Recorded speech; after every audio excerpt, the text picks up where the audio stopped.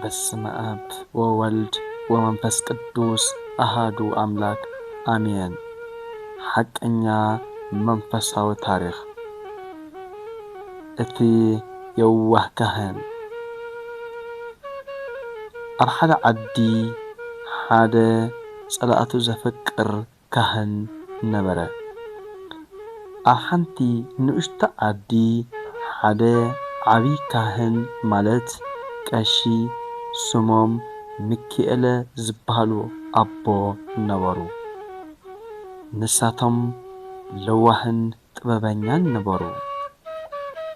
ግና ሓደ መዓልቲ ኣብታ ዝነብሩላ ዝነበሩ ዓዲ ብዛዕባኦም ሓደ ደስ ዘይብል ሓሶት ወይ ድማ ወረ ክዝርጋሕ ጀመረ። እቲ ወረ ሓቅነቱ ከይተረጋገፀ እንታይነቱ መን ካብ መን ምንጪ ብዘይብሉ መንገዲ ብዙሕ ሰብ ከኣምን ጀመረ። ብሰንኪ ዝጸለመ ድማ ብዙሓት ሰባት ናብ ቤተ ክርስቲያን ካብ ምኻድ ኣቋረፁ።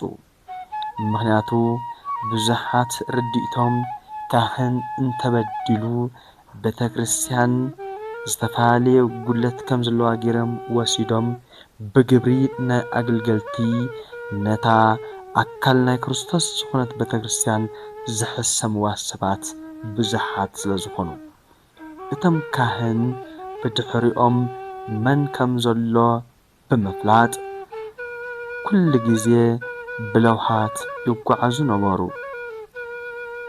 ተመሊሶም ክበኣሱ እውን ኣይደለዩን። ኣብ ክንዲ ከምኡ ኩሉ ግዜ ምሸት ምሸት ኣብ ክንዲቶም ብዛዕባኦም ዘይከውን ወረን ጸለመን ዘጋውሑ ዘለዉ ሰባት ብትግሃት ይጽልዩ ነበሩ። እቲ ኣንጻረይ ዝለዓል ዘሎ ሰብ ኣምላኽ መሓሮ ሰላምን ፍቕርን ሃቦ ዕድመ ሃቦ እናበሉ ድማ ኣብ ክንዲ ነዛ ወረ እዚኣ ምንጪ ከም ዝረኸበ ገይሩ ዝዘርግሓ የጋውሕ ነበረ። ምኽንያቱ ከም ንፈልጦ ካብ ቅንዕና ሓሰት ከም ዝጓዓዝ ምኽንያቱ ኤውሮጳውያን ክምስሉ ከለዉ ብቋንቋ እንግሊሽ ባድ ኒውስ ትራቨል ፋስት ከም ዝበሃል ሕማቕ ወይ ድማ ክፉእ ዜና ንኽጓዓዝ ቅልጡፍ እዩ ከም ዝበሃል ኣብ ሓፂር ግዜ መላእቲ ዓዲ ፈለጠ። ካብቶም ቀንዲ ነዚ ወረ እዚ ዝነዝሑ ዝነበሩ ሰባት ድማ ሓደ መዓልቲ ብከቢድ ሕማም ሓሚሙ ኣብ ዓራት ደቀሰ።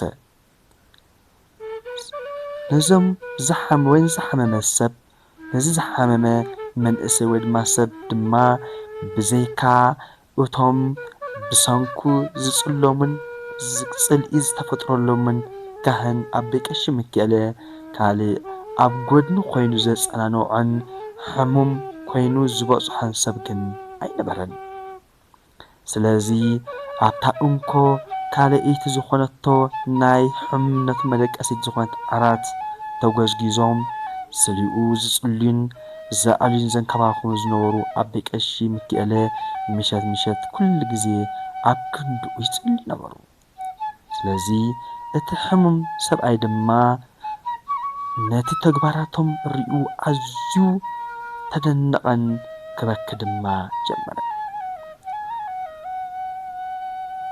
ከምዚ ኢሉ ድማ ሓተቶም ኣቦይ ቀሺ ንምንታይ ትሕግዙኒ ኣለኹም?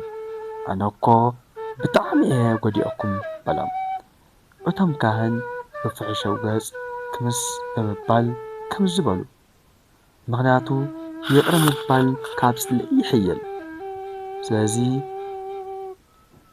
ስለዚ ካብታ መዓልቲ እቲኣ እቲ ሰብኣይ ሙሉእ ብምሉእ ተቐየረ።